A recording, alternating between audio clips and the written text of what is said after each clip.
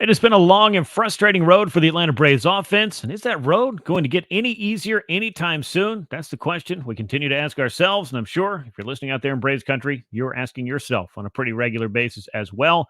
And with the runs harder to come by than anyone's expected, how can the Braves get out of this funk that they've been in for 7 or 8 weeks now? I'm Grant McCauley. He's Chris Willis. This is Battery Powered TV. Before we get started, hit that thumbs up button. Leave us a like on this episode. Make sure you subscribe and turn on those alerts so you get notified every time we drop a new episode of the show. And if you'd be so kind, tell a friend as well, as that helps this channel grow. Chris, the Braves just finished off what many would describe as a forgettable road trip. They dropped 3 of 4 to the Nationals again. They lost a series to the Baltimore Orioles, and they struggled to their longest losing streak since September of 2017.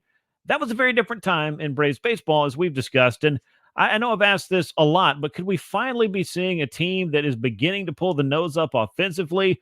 Maybe that late home run by Matt Olson, maybe the 6 runs with no home run at all on Sunday. I don't know if I'm grasping at straws, but eventually this thing has to change, right? Yeah, I mean, you would think so. I mean, and at this point, they've played so badly over the last few weeks that anytime you're grasping for any little sliver of light, that as you mentioned, the Olsen homer, the 6 runs in yesterday's ball game. So, I mean, the metrics are still the metrics, but I mean, it's like you and I said last week. At some point, it's got to translate to the field. Or it doesn't really matter, and that's kind of where they're at. It's not about looking at the standings anymore. It's not about wondering where they're at in the wild card. It's about they've got to play better. They've just got to look at each other and try to go out and find some momentum. But because I mean, this has been as baffling a stretch as I can ever remember. Yeah, especially for a club that had this kind of expectations. I mean, we're not talking about the 1988 or the 89 Braves, or forget that, the 2016 Braves, which is the last time that we saw a club struggling this much offensively. And I'll get to that in a moment. Obviously, these things are difficult to predict, but I mean, who would have thought that the Braves, a club that led the majors in runs scored, was setting all kinds of franchise records a year ago along that way, would return most of the same cast of characters and at any point be sitting at 19th in Major League Baseball in runs scored just a year later? That's quite the fall off. We could go into all the other disappointing statistics that go into the run total, but at this point, I think we've covered most of them here, and the rest of them are being covered on a regular basis, live and in living color on social media.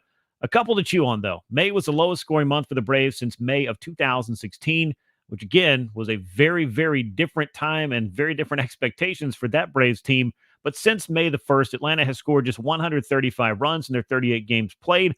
Only the Marlins and White Sox have scored fewer runs, and those are two of the worst teams in baseball. Not the company that we expected this lineup for Atlanta to be keeping, but of course, this lineup has underperformed and is going to have to find consistency from several big names while also absorbing the loss of Ronald Acuna Jr., something that certainly did not help matters. No, without a doubt. And I mean, the crazy thing is, I mean, they were scuffling before Acuna got hurt, Right. and that's another big part of the frustration. Um, I mean, we knew coming in that it was going to be hard to live up to last season. I mean, that was a historic offensive season on many different levels, from Acuna to Matt Olson to Mhm. the whole entire lineup. I mean, there literally wasn't a hole there. And I think regression was expected, but nobody expected them to struggle to this degree as far as that goes. And I think, it's hard to pinpoint just one thing. I mean, there's so many things they're not doing well right now.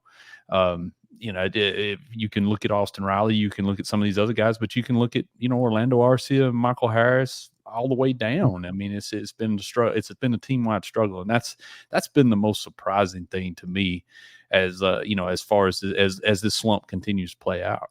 Yeah, I mean, different guys at different times have gone through it to varying degrees as far as the slumps are concerned. I mean, the runners in scoring position, that's been a big problem for this club. That's a big reason why they're scoring about 3.5 runs per game since May the 1st. And we'll talk a little bit more about that later on when we talk about a couple of clubs that are rolling into Truist Park that are also having some run scoring problems of their own. And to your point, Brian Snitker did say the club wasn't clicking with Acuna prior to his injury. And that is true. And Ronald was not having the season that he had a year ago, but hey, joined the club.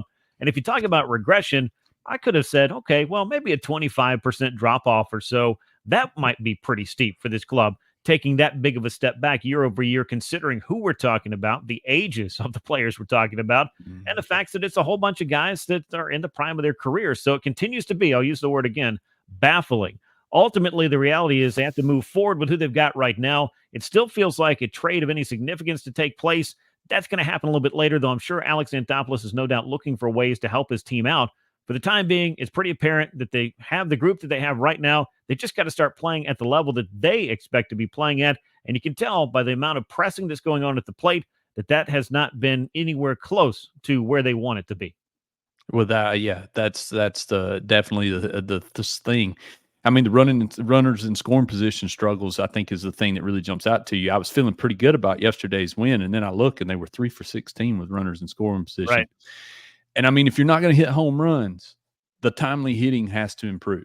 I mean, it's just that simple. The home runs can cover up a lot of those struggles, if you're hitting them out at a regular pace, but the Braves haven't been doing that.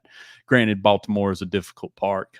Probably could have had a couple more homers in Right. that series if they was playing somewhere else, but still, I mean, they're not hitting homers to the degree that we have seen in the past. And I just think that covers up a ton of those struggles with the men on base. And, I mean, I think it's just they're pressing. I mean, we see it all the time. I mean, people have said that they're not pulling the ball enough. They've got the highest pull percentage of any team in Major League Baseball.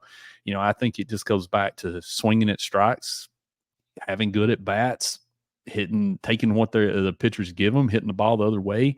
It's a long list of things that they've got to improve, to really get this thing turned back around. Yeah, the strikeouts have definitely mounted, while the runners in scoring position issues have also become a bit of a problem for the Braves, and that might be putting it lightly. I will say this about home runs that weren't in Baltimore. This is probably the first time that Sean Murphy, since putting on a Braves uniform, wishes that he'd been playing in the Coliseum, because that 3-run homer that wasn't for him was probably the best ball that he's hit all year long. Would have been a home run in 29 other parks, but that's just kind of the way that things have been going for the Braves, those kinds of things. And it feels like we go over the same story when it comes to Atlanta's offensive struggles week after week. The answers don't seem to be presenting themselves with any obvious reason for the entire team to seemingly be slumping at the same time and for such a long stretch. On the flip side of the coin, the pitching has been the thing that's been carrying this club. And the most surprising name on this list in terms of the overall numbers and performance, it has to be Reynaldo Lopez. Say hello to MLB's ERA leader, just like we all expected back in spring training when it was first revealed that he would be competing for a spot in the rotation. Lopez is having a career year since returning to that starting role and showed no signs of stopping against the Baltimore Orioles, against whom he fired 6 scoreless innings and struck out 8. Yes, he also got the run support that everybody wanted to see, but Lopez has been quite the story for the 2024 Braves and a team that has to be extremely happy that he changed roles after a few years in the bullpen. Yeah, I mean, I was skeptical. I love the signing, but I thought I saw Lopez as just Mhm. a weapon coming out of the bullpen. But after the injury to Spencer Strider, I mean, just how huge has he been, Mhm. locking down a rotation spot? The Braves have been done well to kind of protect him, give him a little extra rest to try to keep him fresh for the whole season. But I mean, I think I shudder to think where this team might be if the pitching hasn't been as good as it has, especially with guys like Lopez and Chris Sale, the impact that they have had. I mean, he looks like he's been starting for 10 years. That's the takeaway I get from him. And the strikeouts have really ticked up over the last 3 outings. He hit 99 mile an hour yesterday. I think it's the hardest pitch he's thrown all season. He can reach back and get it when he needs to. And I mean, but the poise, I think, is the thing that really jumps out at me. He's sacrificed some velocity, but he's got good command. Walks are not a problem, Oh, and he's starting to get the punch outs again now. yeah, I mean, he's really put it all together. And this, I'm sure, is what the Nationals were envisioning when they had Lopez as a high-powered pitching prospect. And I'm sure what the White Sox thought they might be getting when they traded for him years and years ago. And that starting thing didn't work out in Chicago, but the bullpen thing was a very good move for him. And ultimately, I'm with you. I thought this was just going to be maybe a big weapon to go alongside Raisel Iglesias if you needed somebody else to come in, maybe get some saves. You had some insurance in case Iglesias got hurt again. Instead, it has been insurance for this rotation. And you're right. And Chris Sale, who we've talked a lot about, has also been extremely good. And I've seen some of the clamorings, especially when the 5th spot of the rotation rolls around, that, hey, the Braves didn't get enough pitching in the offseason. If you go out and get Chris Sale and Reynaldo Lopez and they pitch the way that they have, and you did it in the same offseason, I fail to see how you didn't get enough pitching, but nobody saw Spencer Strider going down after just 2 starts. That's the reality the Braves are living in, though. the rotation could get a boost of sorts, at least a bit of reinforcing with what they're currently trying out with some top arms. Atlanta has two of its top three pitching prospects in the big leagues right now, aggressively promoting first Spencer Schwellenbach and then Hurston Waldrop in recent weeks. There's that obvious need in the fifth spot, but now it appears both of these young arms could be getting starts in order to keep the rest of the rotation a bit more rested as the season goes along. Two guys in particular who can benefit from that is Lopez and Sale, both of whom are routinely starting on 5 or more days rest rather than the traditional 4 over the first 2.5 months of the season. And it sounds like, Chris, that the Braves want to be proactive here, giving their young arms a shot in the process and keeping some of their veteran horses as fresh as possible for the second half. And of course, what the Braves hope will be occurring in the month of October. I'm pretty impressed with Spencer Schwellenbach. I'll be honest. I don't feel the angst that a lot of the fan base feels when this fifth spot rolls around, because there's been some ugly outings and that's kind of skewed the numbers. But I mean, if you've watched Schwellenbach's three starts, he's pounding the strike zone. Yes, I mean, if you want to, the negative is he's had a hard time putting hitters away. But he's not going out there and walking 4 or 5 guys. He's given them 5 innings, 6 innings, a career high 6 innings in his last start, and that was against probably the best lineup that he has faced all season in the Orioles. So, I've been really impressed with his poise.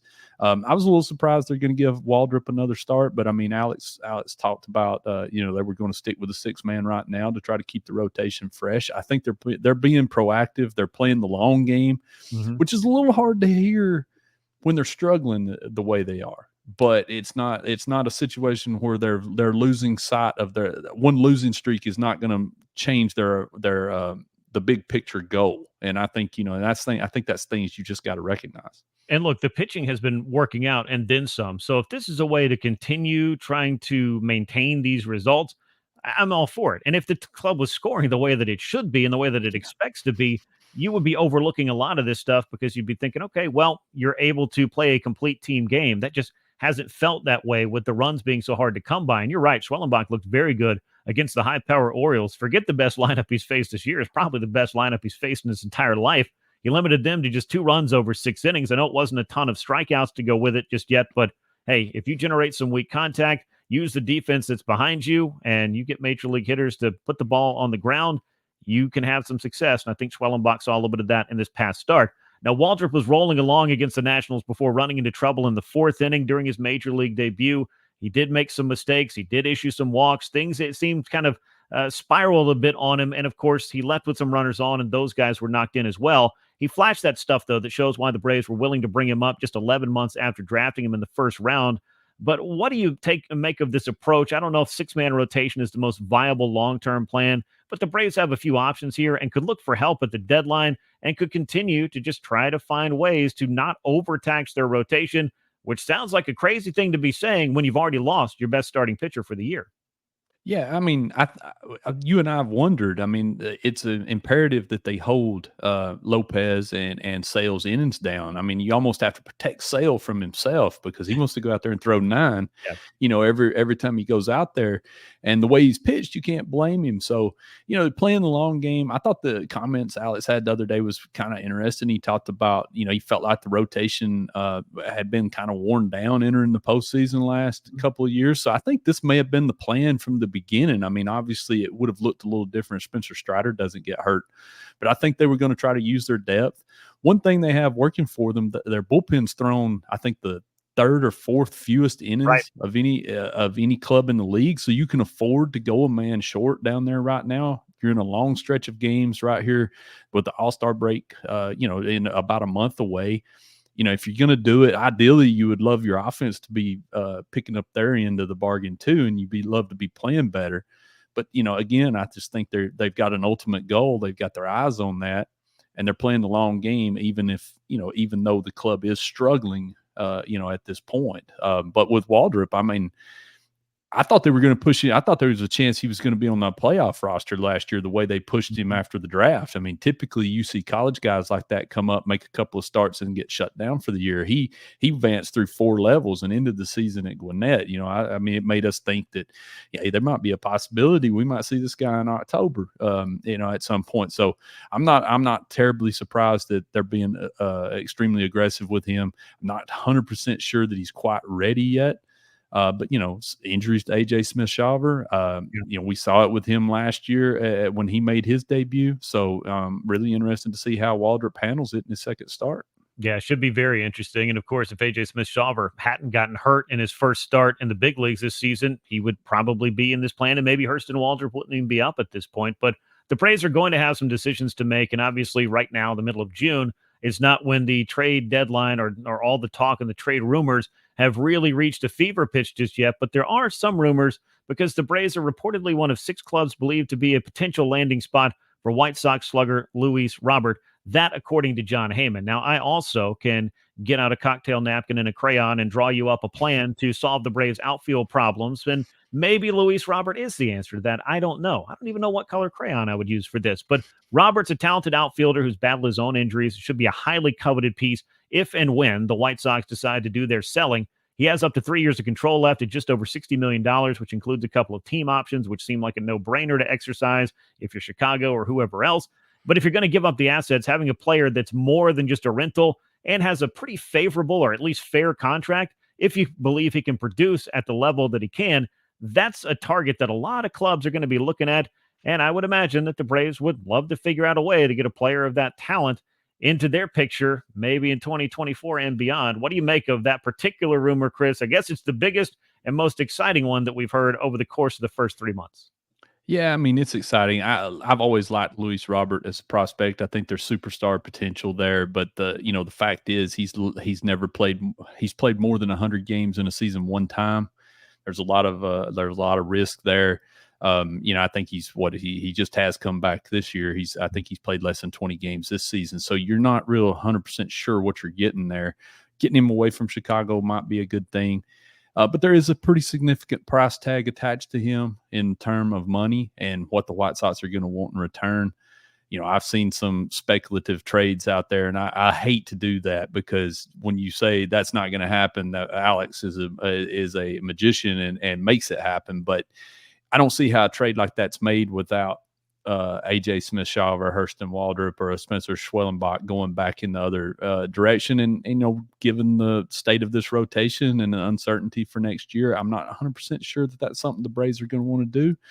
But, man, I would love to see a guy like Luis Robert in Atlanta because I think they could get the most out of him as a player.